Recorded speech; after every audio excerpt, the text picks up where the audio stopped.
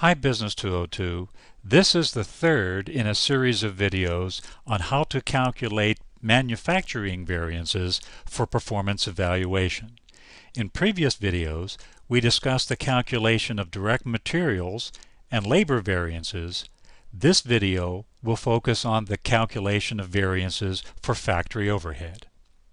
The scenario for the case is that we have a jeans manufacturer that actually produced 5,000 jeans for the month of June, with the standard costs and standard prices in the schedule here. For the month of June, the corporation actually incurred $22,400 of factory overhead, but according to their budget for 5,000 jeans, the cost should have been $24,000. This resulted in the happy case where actual costs, $22,400, were less than budgeted costs, $24,000, and so the corporation experienced a favorable factory overhead variance of $1,600. As we mentioned in previous videos, the calculation of factory overhead variances differs slightly from the calculation of direct materials and direct labor variances. Direct materials and direct labor, you'll recall, are directly traceable to the final product and are directly traced to work in process. Factory overhead, on the other hand, is applied or averaged into work in process based on a predetermined rate that consists of a cost pool of a variety of overhead costs divided by a cost driver that on average drives overhead costs up and down. To apply that to the Western Writer case, let's take a look at this screen. Actual variable overhead costs incurred was $10,400. We determined that from the general ledger. And actual fixed factory overhead cost incurred was $12,000, so total factory overhead actually incurred was $22,400. Now, how does this work? Well, at the beginning of the period, the controller and the shop foreman would get together and they would discuss what the planned activity was going to be. Let's suppose that the corporation decided that they are going to plan to run at 100% capacity, which is 6,250 pairs of jeans.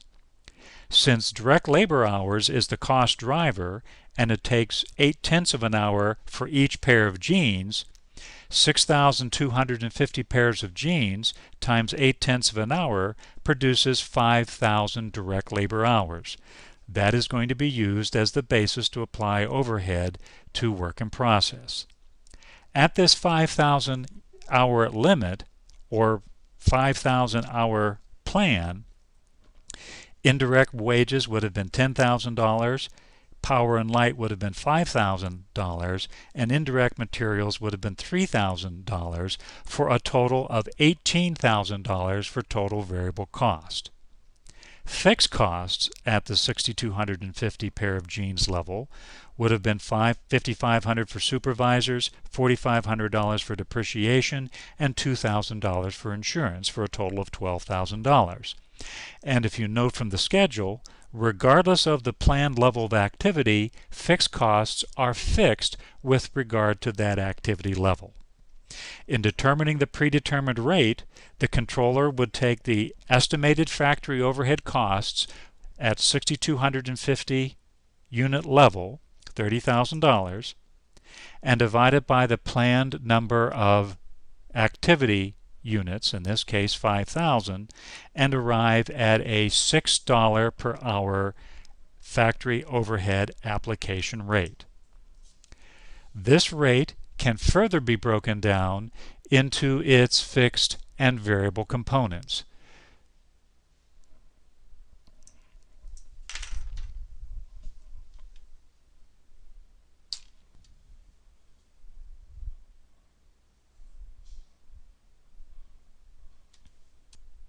This $6 rate can further be broken down into its variable and fixed components like this. At the 6,250 gene level, variable costs, total variable cost, would be $18,000. The number of direct labor hours, 6,250 pairs of jeans times 0.8 of an hour per unit, would give 5,000 hours. So 5,000 divided into the $18,000 variable overhead cost would give $3.60 per direct labor hour for variable manufacturing overhead. For fixed manufacturing overhead, we would take the estimate of $12,000, estimate of total fixed overhead, divide by the 5,000 budgeted direct labor hours to get $2.40. So variable cost of $3.60 plus fixed cost of $2.40 result in $6 as the PDR for fixed overhead. Now remember, this calculation for the PDR is done at the beginning of the production process before a single pair of jeans would be made. To control the process at the end of the period, though, the controller would not want to base his analysis or her analysis on 6,250 planned jeans. The controller would want to base the analysis on the actual number of jeans made, which would be 5,000. So at the end of the period, the controller would prepare a flexible budget based on 5,000 jeans produced. To do that, well, 5,000 jeans times 0.8 of a direct labor hour per unit would give 4,000 planned direct labor hours to make the 5,000 jeans. That would result in that would result in variable overhead costs of $14,400 and fixed overhead costs of $12,000 for a total standard cost of $26,400 for overhead. And that's where this value here would be derived. The actual cost incurred, as we shown to you at the top of the page, was $22,400. $22,400 compared to the flexible budget for factory overhead, $26,400, would result in a controllable variance that happened to be favorable of $4,000. Why was this controllable? Well, the factory foreman could make decisions about the direct labor hours, so he or she could control the variable cost, and the factory foreman could make decisions about the time over which the fixed factory overhead items would apply, so he or she could make decisions about that cost. Hence, the term controllable means that the factory foreman can control, by making decisions about activity or time, the costs labeled controllable. And so the factory foreman did a good job and was able to produce 5,000 jeans $4,000 under budget. Okay, but wait a minute. Earlier on we said that there was a total variance of $1,600. Well, where does this $2,400 unfavorable amount come from? Well, it's because the corporation made fewer units, 5,000, than it originally intended, 6,250. Here's how this works. The budget for fixed overhead was $12,000.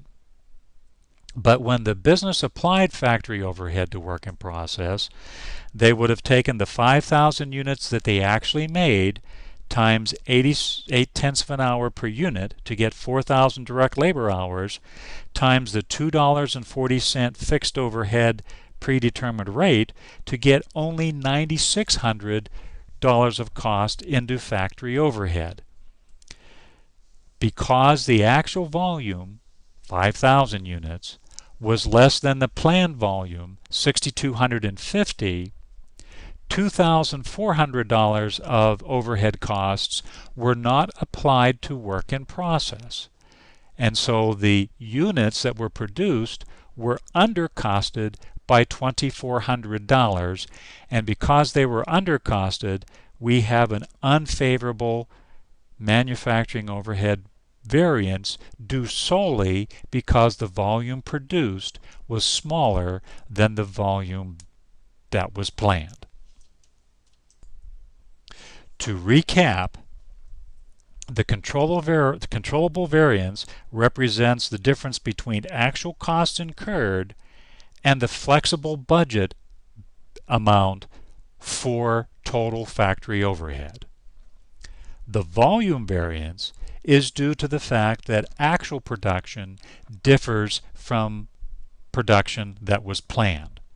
This results in work in process either under-absorbing total fixed overhead, as in the case here, or if production exceeds what was planned, accepting too much overhead into work in process, which would result in a favorable variance.